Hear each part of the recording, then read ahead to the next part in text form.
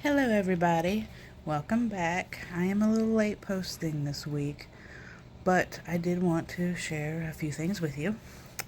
So today Miss Lucy is going to get her shots today.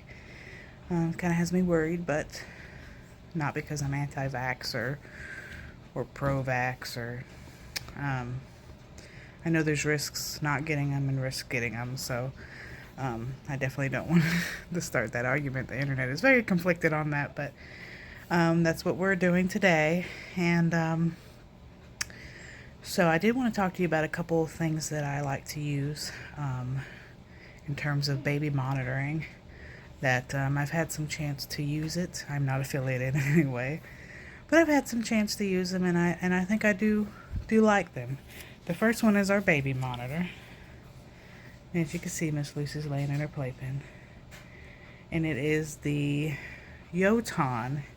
And I got it, and it was on my baby's registry, and one of my husband's co-workers was nice enough to get it for us.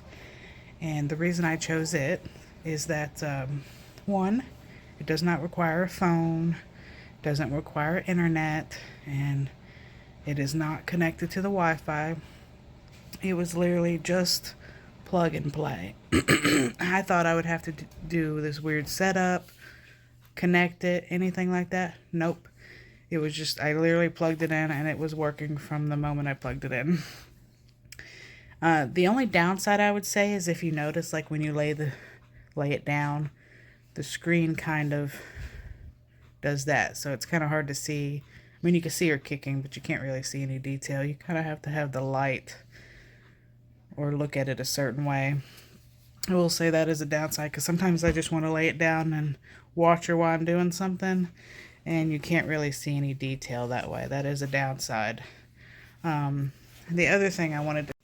Alright, the second one I wanted to show you is the Sense U, and it clips onto her diaper, and it will monitor her temperature, and it will monitor her breathing. I did want to go originally with the outlet, but unfortunately where she wears braces, we weren't able to do that. So I got this one. It was about $109 off Amazon, and honestly, I really do like it. Like last night, it beeped a couple times, told me she was getting cold, so I made sure she was warmer. Or it'll beep at me and say, hey, you know, her breathing slowed down, which it hasn't done unless I've taken it off to change her diaper, but it does register it, but we haven't had any issues with that. If we're snuggling, co-napping or something, it will tell me if she's getting too hot. And of course, you can go onto the app and do any preset if you think 99 degrees is too hot, or if you want it to be 101 degrees is too hot, whatever, you could preset it, you could change it. If you want... if you wanted to notify of a sudden temperature drop, like all of a sudden, maybe she, I don't know, rolled over, it will tell you that too. You can have it to where it'll tell you if she's rolled over, which position it is. You can have an alarm. Do you want it to alarm if she's rolled over? That kind of thing in the app. So I'll show you a little screenshot of what the app looks like in a little bit.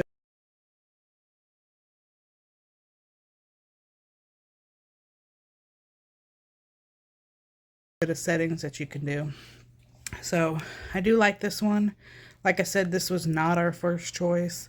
I wanted to go with the outlet because it does the oxygen monitoring, but with her having to wear the Ponzetti braces on her feet, that was not doable. So yeah, I just wanted to talk to you about a couple of these things.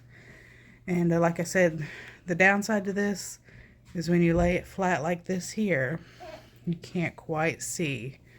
But then if you go up like this, you can see the details. There you go. You can see her kicking and playing. Let me show you the other end of what it looks like. Miss Lucy, we're going to show everybody your baby monitor. And here is the, ignore the dust, here is the camera portion. And it literally, it just plugs into an outlet and there's no other setup needed. But I just wanted to share that with y'all. And then also Miss Lucy's been trying to roll over, And so I will show you a video of that. She's been trying really hard to do it, and we've been practicing in the floor. I know she is, on Wednesday she'll be 14 weeks, so it's about the time she'll start trying to roll over. I did notice a difference with her brace and without her brace. It seems like with her brace it's a little easier for her to fling her legs, or I guess the weight of it gives her a little advantage. And then when I take them off and let her play on the floor, she doesn't quite get to that same step, so I think the braces are helping her a little bit. But so far she's been a happy little baby.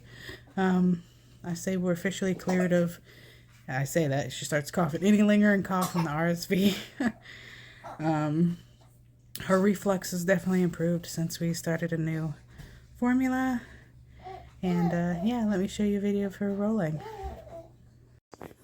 The sugar and the corn syrup add the sweetness to it, which makes it what you really like, because peppermint oil is way too strong to have without candy base.